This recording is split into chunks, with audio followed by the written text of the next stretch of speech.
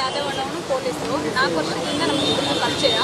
2 ವರ್ಷದಿಂದ ಈಗ ಮದುವೆ ಮಾಡ್ಕೋತೀನಿ ಅಂತ ಹೇಳಿಬಿಟ್ಟು ನನಗೆ ನಮ್ಮ ಜಾತಿ ಬೇರೆ ನಿಮ್ಮ ಜಾತಿ ಬೇರೆ, ನನ್ನ ಅಪ್ಪ ಅಮ್ಮ ಹೋಗ್ತಾ ಇಲ್ಲ, ಮೇಲೆ ನಾವಿಬ್ಬರು ಮದುವೆ ಮಾಡ್ಕೊಳಕ್ಕಾಗಲ್ಲ, ಬೇಡ ಅಂತ ಹೇಳ್ಬಿಟ್ಟು ಹೋಗ್ತಿದ್ದಾನೆ. ಆಮೇಲೆ ಸುಮಾರು ಸರಿ ಟೈಮ್ ಕೇಳಿದ, ಟೈಮು ಕೊಟ್ಟಾಯಿತು, ಎಲ್ಲ ಆಯಿತು. ಆಮೇಲೆ ಸ್ಟೇಷನ್ಗೆ ಹೋದರೆ ಅಲ್ಲಿ ಅದೇ ಹೇಳ್ತಾನೆ, 4 ದಿನ ಟೈಮ್ ಕೊಡಿ ಸರ್, ನಾನು ಒಪ್ಪಿಸ್ತೀನಿ, ಮನೇಲಿ ಒಪ್ಪಿಸ್ಬಂದು ಮದುವೆ ಮಾಡ್ಕೊತೀನಿ ಅಂತೇಳಿ. ಅದಕ್ಕಿಂತ ಮುಂಚೆ ನನಗೆ ಮದುವೆ ಮಾಡ್ಕೊತೀನಿ, ನಾನು ಮನೇಲಿ ಒಪ್ಪಿ ಅಂತ ಹೇಳಿದ್ದ.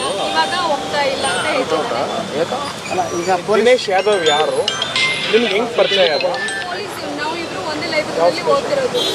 ಬೆಳಂದೂರು ಪೊಲೀಸ್ ಸ್ಟೇಷನ್ ಹುಡುಗ ಇವರು. ನಾವು ಇಬ್ಬರು ಒಂದೇ ಲೈಬ್ರರಿಯಲ್ಲಿ ಓದ್ತಿದ್ವಿ 4 ವರ್ಷದಿಂದ. ಅದು 4 ವರ್ಷದಿಂದ ಈಗಷ್ಟೇ 2 ವರ್ಷ, 1.5-2 ವರ್ಷ ಆಯಿತು. 1.5-2 ವರ್ಷ ಆಯಿತು. ನಾವಿಬ್ಬರು ಅವನಿಗೆ ಬಂದು ಮದುವೆ ಮಾಡ್ಕೊತೀನಿ ಅಂತ ಕೇಳಿ ಎಲ್ಲ ಮಾತುಕತೆ ಎಲ್ಲ ಮಾತಾಡಿದ.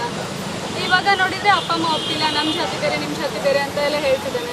ಜಾತಿ ಒಂದು ತಂದೆ ಮದುವೆ ಬೇಡ, ಜಾತಿ ಮತ್ತೆ ಅಪ್ಪ ಅಮ್ಮನ ತಗೊಂಡ್ಬರ್ತಿದ್ದಾನೆ. ಮುಂಚೆ ನನಗೆ ನಾನೇ ಒಪ್ಪಿಸ್ತೀನಿ, ನಿಮ್ಮ ಮನೇಲಿ ನಮ್ಮ ಮನೇಲಿ ಜಾತಿ ಬೇರೆ ಆದರೆ ಏನಂತ ಹೇಳು, ಒಂದೇ ಇಷ್ಟೊಂದೆಲ್ಲ ಓದ್ಕೊಂಡು ನಾವೇ ಈ ಥರ ಮಾಡಿದ್ರೆ ಹೇಗೆ ಅಂತ ಹೇಳ್ಬಿಟ್ಟು ಇವಾಗ ಹೀಗೆ ಮಾಡ್ತೀವಿ.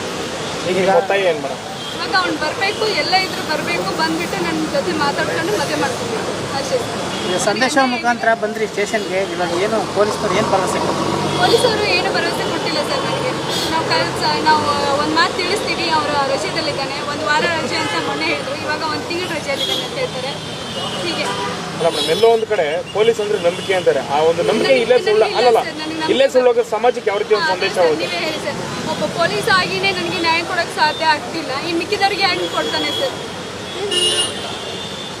ಇವಾಗ ನಾನು ಅದಕ್ಕೋಸ್ಕರ ಸಂದೇಶನ ಹುಡ್ಕೊಂಡು ಬಂದಿದ್ದೀನಿ. ಅವರೇ ಇವಾಗ ನನಗೆ ನ್ಯಾಯ ಕೊಡಿಸ್ಬೇಕು. ನನಗೆಲ್ಲೂ ನ್ಯಾಯ ಸಿಗ್ತಾ ಇದೆ ಸರ್. ನಿಮ್ಮ ಹೆಸರು? ಲಕ್ಷ್ಮಿ ಅಂತ.